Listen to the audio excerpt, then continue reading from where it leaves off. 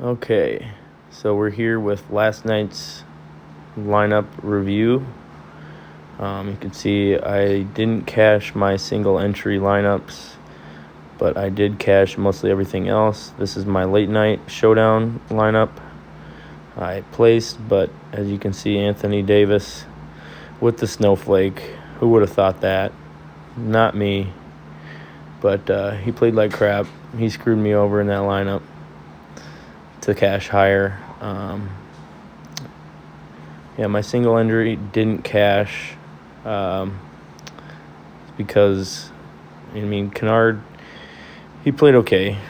Lou Will did not play good, and neither did Anthony Davis.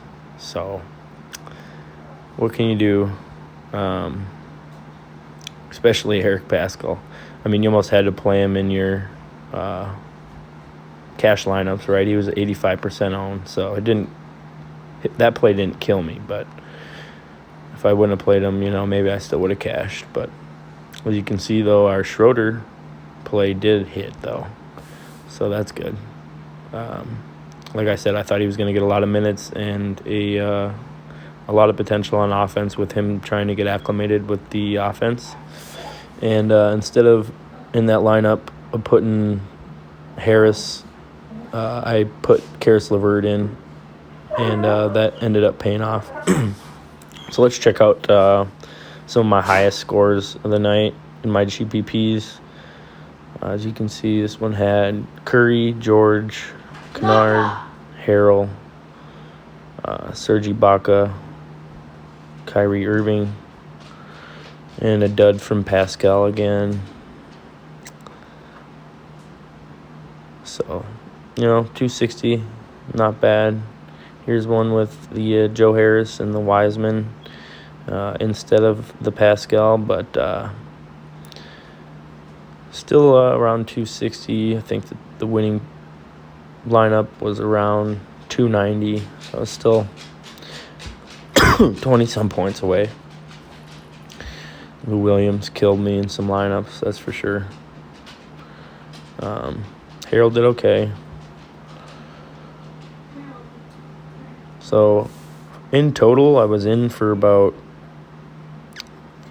$300, $400. On, guys? And I came out with about 720. So I was up about $320. Yesterday went pretty good. So hopefully we get the right picks going tonight, and we continue to make some money on day two.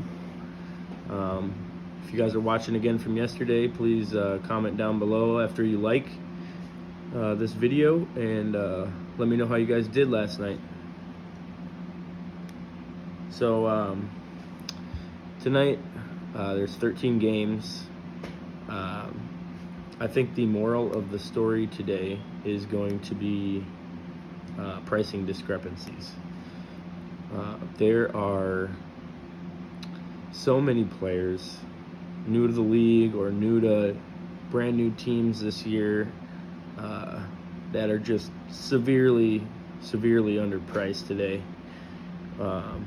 And if you're watching this video, we're going to get you all those players that I think are severely underpriced and that you should be getting exposure to tonight, because at their price tags, they can allow you to get several studs in your lineups, which you're going to need to cash tonight on a 13-game slate. You're going to need probably 280 plus points, fantasy points total on your team to be taking down some money.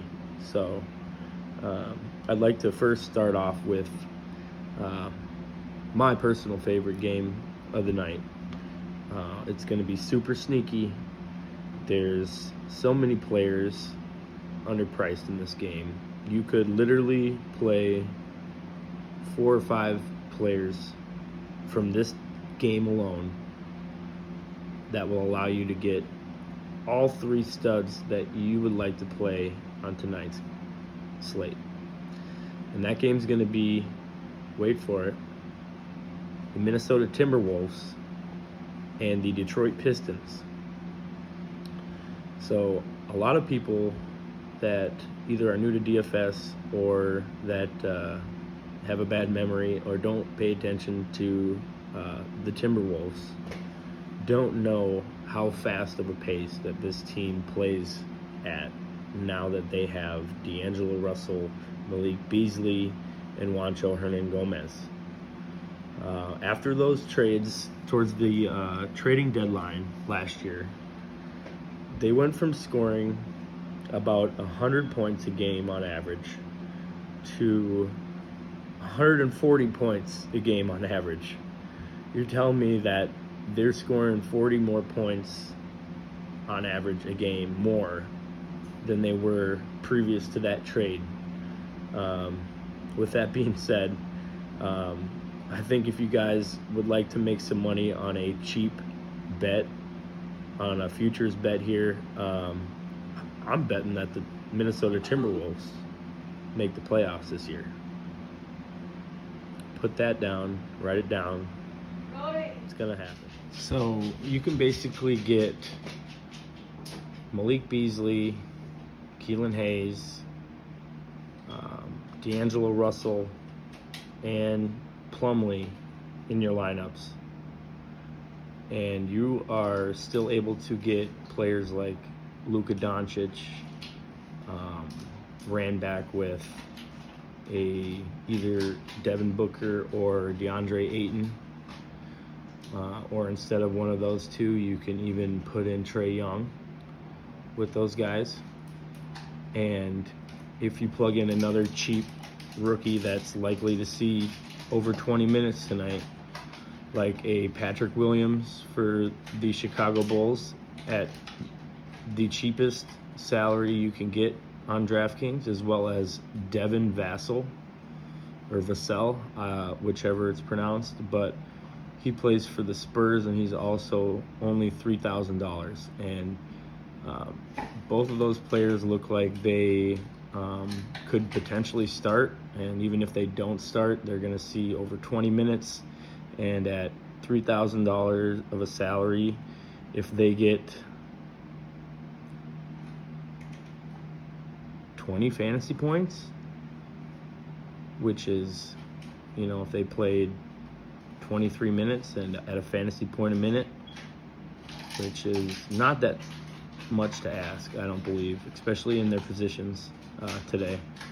They're both forwards, they both get rebounds, they can both put the ball in the hoop. So if you put them in, you're able to get all the studs and a very highly projected lineup in my eyes. Another game I'd like to talk about, speaking of the Patrick Williams, is the Atlanta Hawks against the Chicago Bulls. And a lot of people are underpriced in this game as well. Trae Young last year was over $10,000 in salary usually. He's only $9,400. Wendell Carter Jr. Will see a lot of minutes and potentially start, as well as Lauri Markkanen. And they were both priced in the mid to upper $5,000 range last year. And today they are priced, Markkanen's $4,800 and Carter is $4,400. Those are both way too cheap. They can definitely get enough fantasy points for you to provide value at that salary.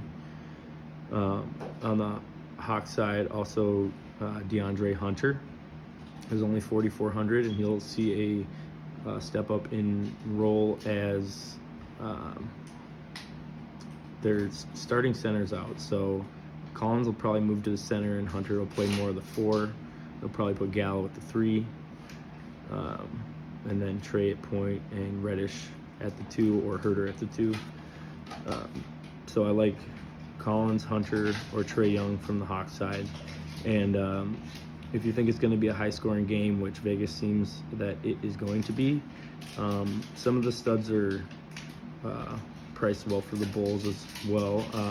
Kobe White is only $6,500.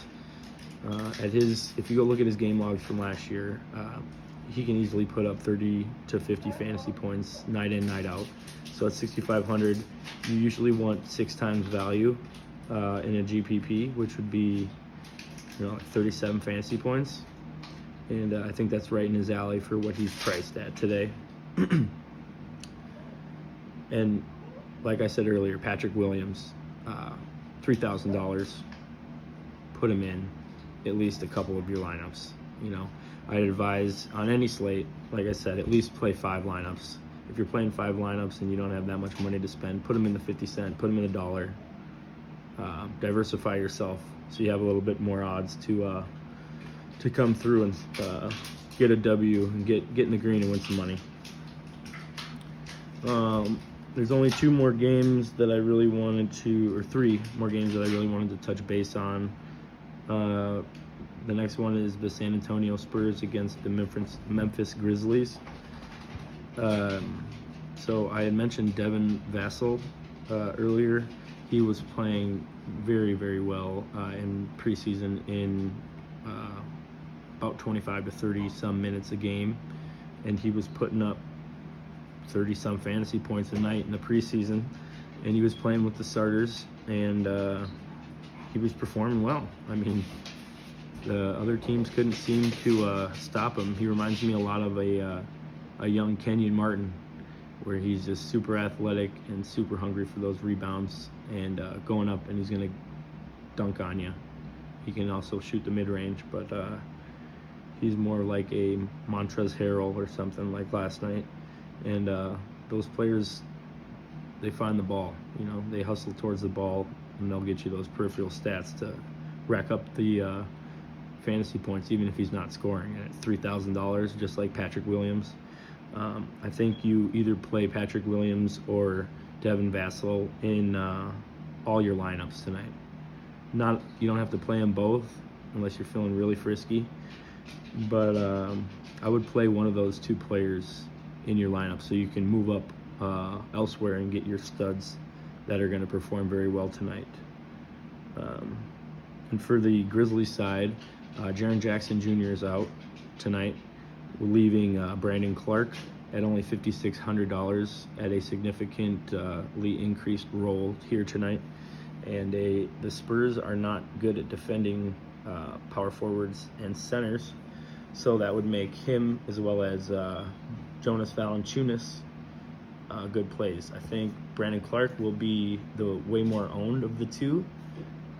So if you want to get sneaky, where all your lineups are kind of looking chalky, which is highly owned, popular plays that other people are playing, you're going to want to mix in a sneaky guy, at least one of them, in some GPP lineups. So if he's 2% owned on a 13-game slate, 2 to 5% owned, if he goes off, you're ahead of 95% of the field, right? Okay. And for the last 2 games, before I mention them, I'd like to point out the fact that basically in every NBA slate, you are going to, on top of getting 80% of the people that you play correct that smash their value projection, you're gonna need at least one person, probably some nights like tonight, 2 players that are playing in the last games of the night. With my 3 years of playing NBA DFS, it's happened to me countless times where I hadn't been paying attention to the late night games and not having a player in that late night spot, and being up towards the very top of these tournaments at the beginning of the night, and thinking that I'm going to be rich or up a couple $1,000s at 8:30 p.m. and the 9 p.m. 9:30 games haven't even tipped off yet. And when you wake up in the morning and you look to see how you did, you went down a couple $100s from where you were at, or maybe you just went down to min cash and after you were up towards the top most of the night, and that hurts a lot. And the 2 games today that are the late games that you're going to need to get exposure to are the Utah Jazz and Portland Trailblazers game, I would advise playing a stud from that game, whether it be Lillard, Mitchell, Nurkic, or potentially Gobert. I haven't really looked at his price yet. I'm not too big of a Gobert guy, but if you're just looking for somebody to be solid and not screw you over in a lineup, he's usually good for that. Like, he'll get you 30 points night in, night out. If he's too expensive though, if he's over, $7,500, I probably wouldn't play him. And the last person, there's two, Robert Covington for the Trailblazers, kind of like Dennis Schroeder last night. He's new to this team. They haven't had much time in the preseason to play together. They're going to try to get this guy acquainted with the offense, and he's going to be out there a lot with both the starters and the backups to get acclimated with the team. He's got potential to do big things tonight, as well as a local boy from Apple Valley, Gary Trent Jr. He's only $4,800 for the Blazers, and he's going to play big minutes now. He was playing in the preseason tremendous. They've been playing him more over Afrini Simmons last year, and I think he just has solidified his role on the team. And he's a good player, man. He can shoot the lights out of the ball, and he plays good defense. So Rick Carlisle is going to want him in there. Or not Rick Carlisle. What is the Blazers coach? Whatever the Blazers coach name is. He's going to want him in there to guard Donovan Mitchell and Jordan Clarkson, and he's going to be out there. So the last game of the night is the Phoenix Suns and the Dallas Mavericks. You absolutely need Luka Doncic in your lineup tonight if you want to cash. No Porzingis, so the rebound numbers for him go up. He's going to get the assist, right? He averaged over 20 points and close to 30 points last year and over 10 assists a game. So he's going to have close to 30 points and close to 10 assists tonight. And those rebounds are going to go from 6 or 7 a night up to maybe 8 or 9 on average. I'm thinking he's going for a triple-double tonight. And at $10,000, you're going to have him. Last year, he was priced like $11,400, and he was still smashing value. Like, you still needed to play Luka Doncic last year at $11,000. So at $10,000, you're damn right you should be playing him tonight. You need him. He's like Steph Curry last night. There's really nobody else on the team right now. He's one of the best players in the league. Put him in your lineup. And you should probably run him back with somebody because that's the highest over-under on the slate.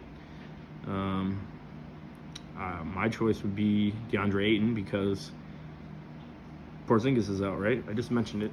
Who's big enough and can stay with DeAndre Ayton for the whole game, right? They got Boban, and if he wasn't $5,000, I'd even think of playing him potentially because at a per minute basis, Boban smashes in DraftKings.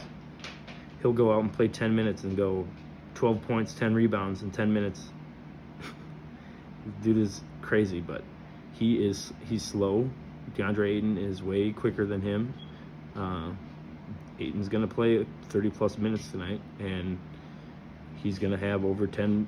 He's going to have a double-double, right? He's got the potential to go 20 points, 15 rebounds tonight, and he's only $7,000 some dollars. That's my favorite, but it could be who's got the bigger nuts, right? Going back to Cash and DFS from my Wise Take membership days. Some of these NBA players have nights where they're going back and forth with each other to see who's got the biggest dick, right? And tonight it could be who's got the biggest dick, Luka Doncic or Devin Booker. And Devin Booker's been dating, was it Kardashian or a Jenner? I think he's dating a Jenner. So he might think his wang's pretty big right now. So that could always happen too. So I would get exposure to both Booker and Ayton, ran back with Luka Doncic. And then, so just a couple things to note also that I didn't get to in the game by game. Oklahoma City is super shorthanded tonight at the point guard position. They only have Grant Hill and Shai Gilgeous-Alexander to run the point guard duties. And if Grant Hill starts, he's only $3,600 on DraftKings. He'll get you over 20 fantasy points, and at 3.6, that's awesome. He'll allow you to go up and get the Luka Doncic's and the Devin Booker's in your lineups, right, with your Timberwolves stacks. I think he's a great play if he's starting, right? And I mentioned Brandon Clark without Jaren Jackson Jr. He's going to get 30 minutes. He's a great play. Just want to make sure I'm not missing anything for you guys.